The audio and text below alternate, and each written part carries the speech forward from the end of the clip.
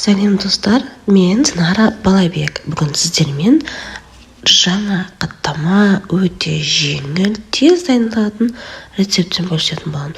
Мен келін болып түскен кезде енем маған осы рецептті үйреткен болатын. Ұнап жатса, видеоны соңына дейін толық қарап шығып, лайк және комментарий жазуды ұмытпайық достар. Каналыма тіркеле кетіңіздер.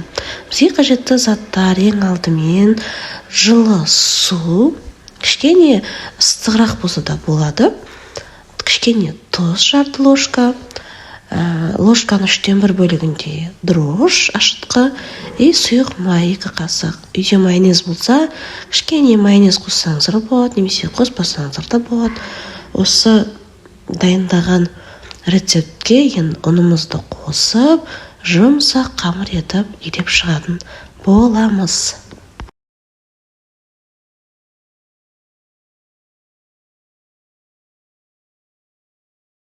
Бұл жерде менде высший сорт ұнды қолданып жатырмын. Өте әдемі болып шығады. Немесе первый сорт қолдансаңыздар да болады, әдемі болып шығады.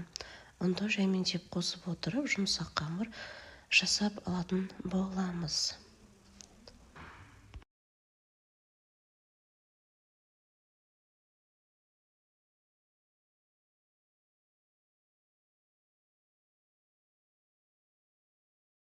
Жұмсақ қамырымызда дайын болып шықты. Енді осы қамырымызды 10-15 минутқа демалдырып қоятын боламыз. 2 зуалаға бөліп, жақсылап иін қандырып, әдемі етіп 2 бөлікке бөліп алатын боламыз. Және де 2-3 минут ұстаймыз. Бөліп алғаннан кейін қамыр жақсы жайылу қажет. И оқтаумен әдемі жұқа етіп жайып аламыз.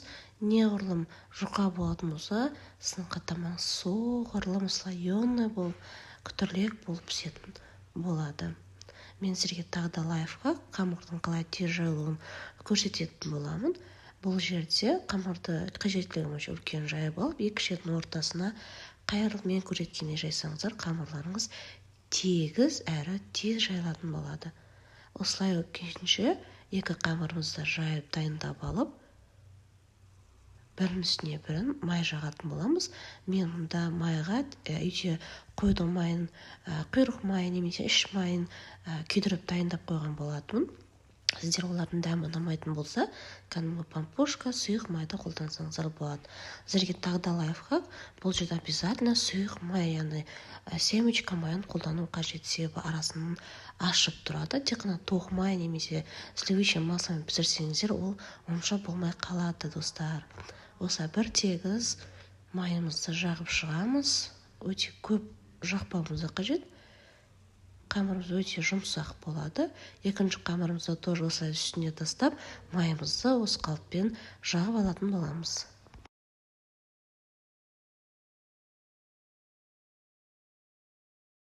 Кесу жағына келетін болсақ, осылай ары кетсе 10-12 сантиметр немесе 15 сантиметр етіп кесіп алып, осылай дөңгелектеп, жақсылап өздеріңіздің мөлшеріне қарай көлемін кіші немесе үлкен алсаңыздар болады. 2 шетін ішіне қарай тығамызда, сонда тез ғана дөңгелек қамыр дайын болып шыға келеді. Әркім арқылай істеуі мүмкін. Сіздерге тағы лайфхак, бұл тез әрі жылдам болу үшін. Осылай барлық қамырды орап шығамыз. Өте тез дайындалады. Сіздерге кеңес беремін пісіріп көруге. Осылай 2 шетін ішіне қарай тығып, дөңгелек етіп зуала жасап аламыз. Бұны тоже барлығын жасап болғанша 5 минут демалдырып, оқтауымызбен жақсылап жайып алатын боламыз, жұқа етіп. Мендегі шығып жатқан дауыстарға мән бермеңіздер. Осылай жақсылап қамырымызды дөңгелек етіп, жұқа етіп жайып аламыз.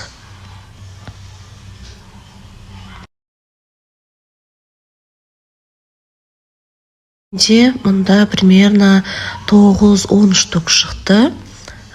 Тапам үлкен болғандықтан осылай жайып қойып морозилкеге сақтасаңыздар да болады. Кейін уақыт жоқ кезде шығара қалып пісірсеңіздер де болады. холодильникте сақтамауға тырысыңыздар, себебі ішінде дрожь болғандықтан тез көтеріліп кетеді. Сол себепті осылай дайындап, арасын стричпен немесе кәдімгі пакетке салып, морозильникке салып қойыңыздар. Қызып тұрған осылай тапамызға менде ең хит тапа деуге болады. Бұны тастауға қимаймын мен. Қаттаманы өте жақсы пісіреді. Аз ғана май құйып, осы екі беті қызарғанша жақсылап пісіріп алатын боламыз. Шайға өте дәмді болып шығады. Енді күтірлік, прям өте жеңіл, тез дайындалады.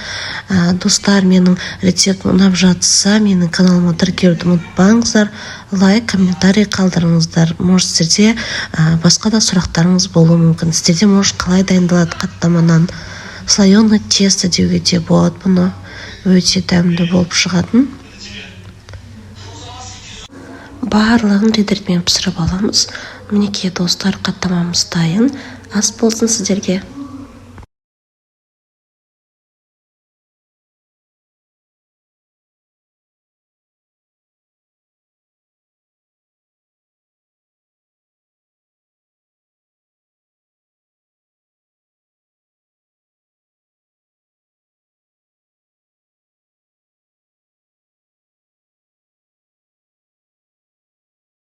Қыздар, барлығын ретімен пісіріп шығатын боламыз.